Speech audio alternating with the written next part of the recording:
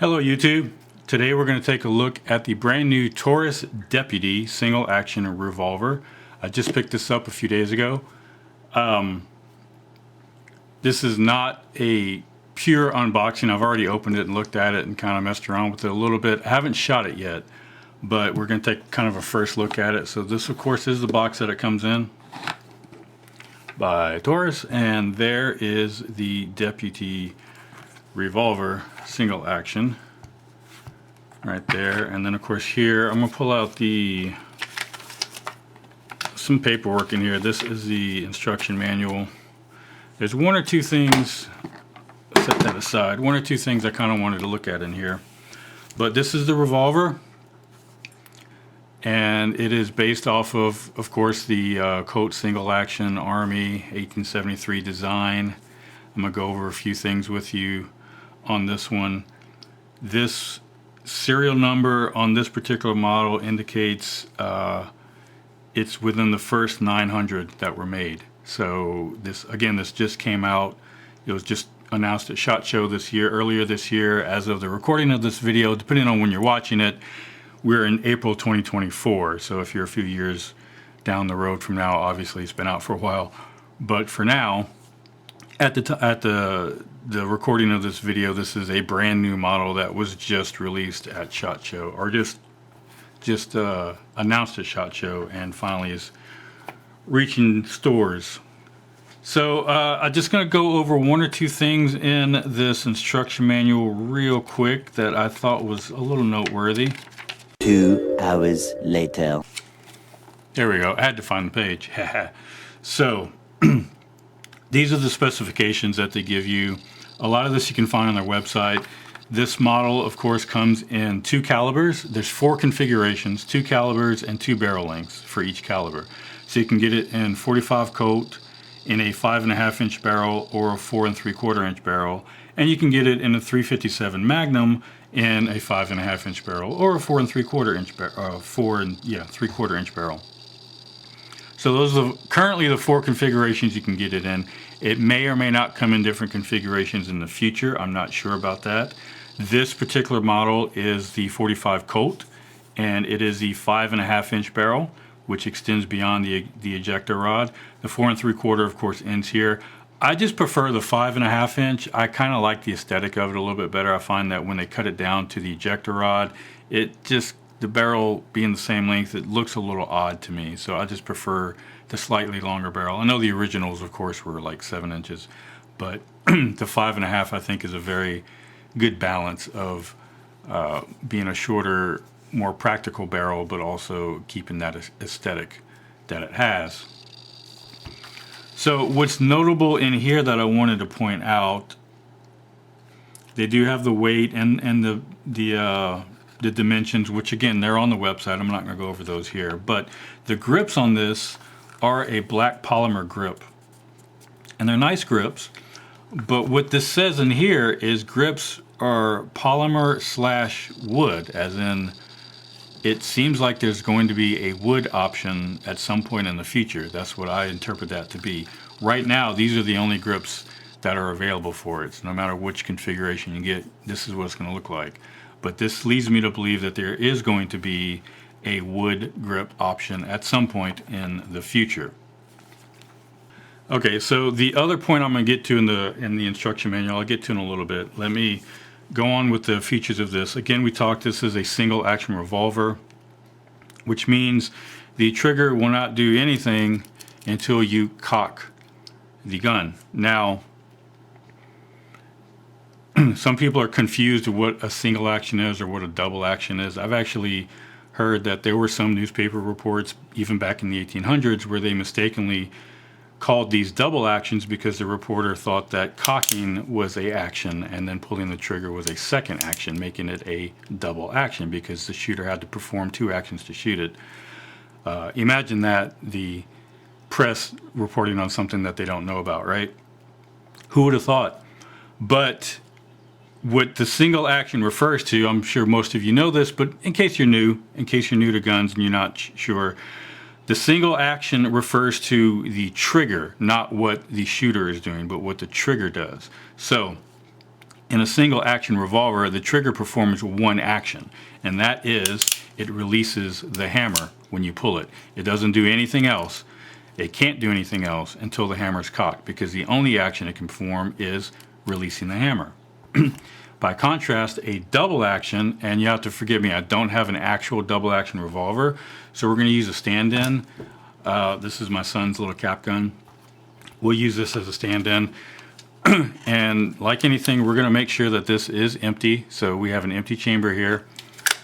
But this is actually a double action revolver, or it acts as a double action revolver, which means when you pull the trigger, it performs two actions. It cocks the hammer and then releases the hammer. That is the two actions that the trigger performs.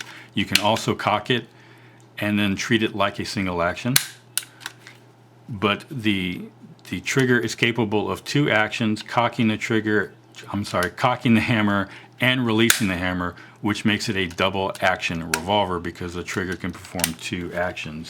So by contrast, the single action revolver, the trigger can only perform one action, which is releasing the hammer. Just to clear that up. So I also realized I failed to, I'm not sure if you're going to be able to see this very well with my lighting setup here, but we do have empty chambers here. And I'm going to roll through them. I'm not sure if you can, again, I don't know if you're going to be able to see that. Here we go. So we are on an empty gun. What we're going to do though in just a minute is I am going to simulate loading this using snap caps. So these are good to have for practice if you want to practice dry firing. With these, if you want to practice quick draw, get you some of these. That way you can load your gun with these are just a solid piece of aluminum with a soft primer that the hammer can hit on. So these are really nice to have. Get you some. They come in all kinds of calibers. You can get it for pretty much any caliber you got. I'm just going to put those out right there. So again, single piece aluminum with a soft primer. Again, I don't know if you can see that, but anyway. So we're going to simulate loading this in just a second. A couple more features I want to go over. Of course, if you need to pull the cylinder out, there's this little button here. It's pretty much the same method where you push that button in and then you slide that out. Open the gate and it will roll out just like that. So just like pretty much just like the Colts. And there is, there is your Red Dead revolver loading. Big old holes for the 45. And then it goes back in just like you would expect. Roll that back in. And then the tricky part, of course, is getting it lined up. There you go. Slide that back in, close the gate, and you are good to go. That simple. Now we're going to simulate the loading. So you open the gate, and you simply load this in one at a time. Now I don't want to get into the did they actually do this or not debate. You can look it up as to whether or not this was a thing or not. But the cowboy load. Oh. You know what, before I do that, if you'll notice, I actually clicked one notch there, but the cylinder will not roll until you bring this to half cock. Now you can freely roll the cylinder. Just a quick note there. But the cowboy load, what was considered safe, was load one, skip one, and then load the rest. And what that would allow is when you were done, you would have your hammer resting on an empty chamber, which would make it safe to carry. And I'm not sure if you can see in the middle, but we're on an empty chamber here. So the original Colts would have a spur on the hammer, and the spur would actually rest right up against the primer. So if something would hit the hammer, it could potentially set off the primer and fire the bullet when you don't want it to. Now the Colt guns had a 4-click hammer. This also has, the Taurus also has a 4-click camera. 1, half cock. I kind of pulled that a little too hard. Let me try that again, slower. There's 1, there's 2, there's 3, and there's 4. So it does have the 4-click camera. The original Colts, this first click was considered the safety notch, where you could click and the hammer would not rest directly on the primer. So this has that feature as well. In addition to that, like the Rugers, this has a transfer bar, and I don't know if you're going to be able to see it in the video. Again, I apologize for my lighting situation. I'm doing the best I can with what I've got to work with. But this has a transfer bar. So the transfer bar, instead of having the spur, the hammer hits the transfer bar then hits the firing pin, the firing pin then hits the primer. So it's kind of a chain reaction event. If you don't have the trigger pulled, when you pull the trigger and release the hammer, it keeps the transfer bar up so that it will hit the transfer bar. If you do not have the trigger all the way pulled, that transfer bar will drop and the hammer cannot strike the firing pin, giving you an extra layer of safety. So theoretically, what you should be able to do with this gun is carry all 6 rounds safely in the chamber because it has a transfer bar. Because that hammer will not hit the firing pin without the transfer bar in place. In addition, you could go to that 1 click, that first click safety, and give yourself basically an extra layer of safety. So you have 2 levels of safety with this firearm, which I think is nice. But here's what I wanted to point out, which I found interesting in the instruction manual. Loading to carry, and I'm not sure if you can read this. I'll try to put a image on screen, close-up image that you can see. They tell you loading your revolver to carry and loading your revolver to shoot right away are very different. If you must carry your deputy, load 1, skip 1, load 4, which is commonly called the cowboy load. That way your deputy will have an empty chamber under the lowered hammer, but will still fire when you cock the hammer back and pull the trigger. And they go on to explain how to do that. So I just found it interesting that Taurus in the instruction manual still tells you, if you're going to carry it, to use the cowboy load, even though it's got the transfer bar, because the whole purpose of the transfer bar is to give you the ability to carry it safely with 6 rounds, because that's what it's there for. It's an extra added safety measure. It also tells you not to, it also does tell you in the instruction that it's got this safety feature, that first click, like the old Colts do, and it tells you not to rely on that. I'm not going to tell you what to do or what not to do. I'm not a firearm expert by any means. I'm just giving you the information. You can decide how you want to do it and what you want to do. I think it's neat that it does have that extra layer of safety. So having that 1 click for the safety as well as a transfer bar makes it pretty safe to carry, in my opinion, with 6 in the chamber. Your opinion may vary, and that is fine. Decide what you want to do. Again, I'm just giving you the information and what they tell you in the instruction manual. I'm sure a lot of that has to do with legal reasons, but there it is. Now, as far as the trigger pull goes, I don't have the scale, the gauge to give you the accurate trigger weight, trigger pull, but since I have the snap caps in there, I'm going to go ahead and have it still pointed in a safe direction. There's nothing you can't see it, but there's nothing in that direction. Trust me. I'm going to go ahead and pull the trigger here, and it is pretty crisp. There's no play in it.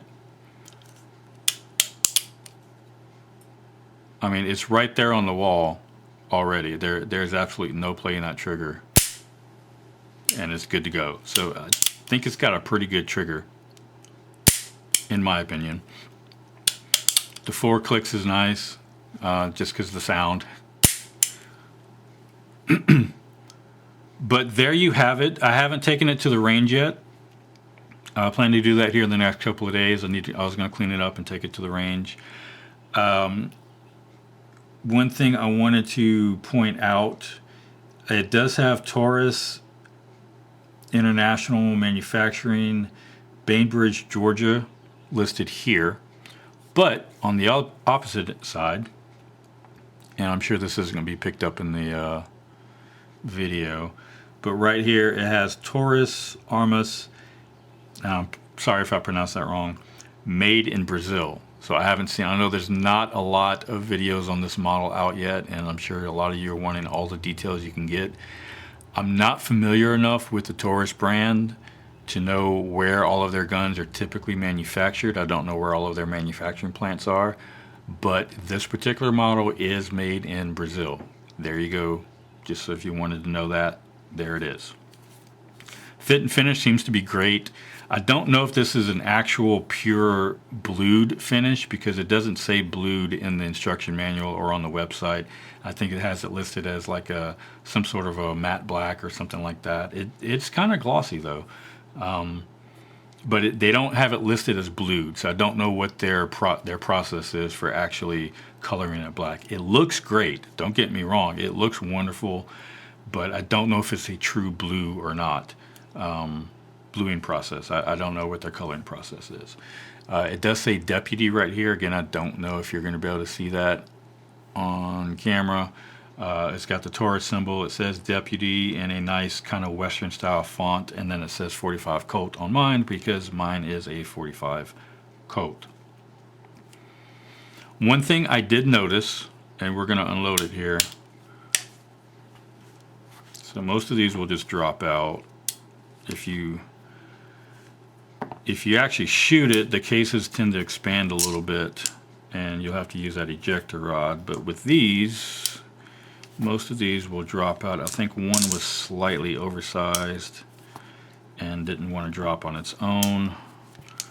Nope, today they did it. So they all came out on their own. But you've got your ejector rod just like any other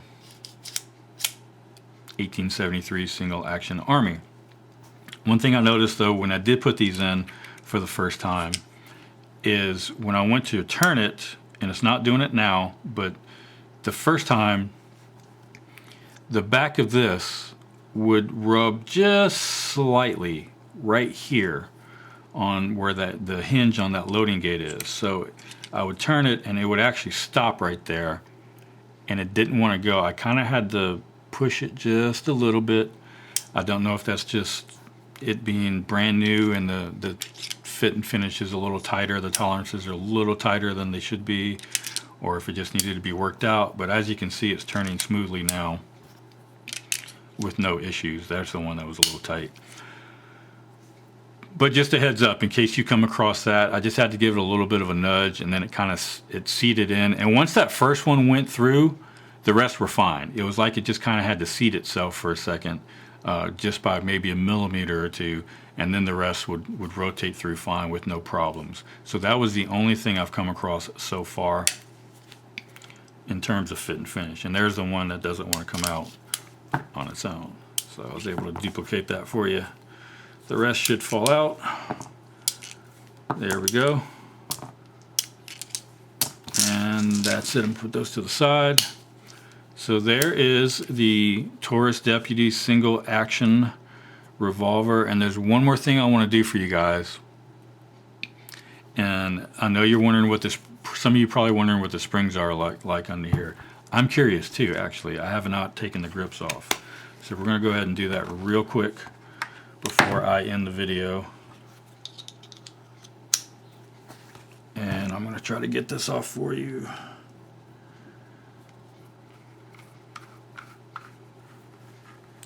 Again, there's not a lot of videos on this particular model because it just came out. I think there's only 2 or 3 other videos that I've seen so far on YouTube.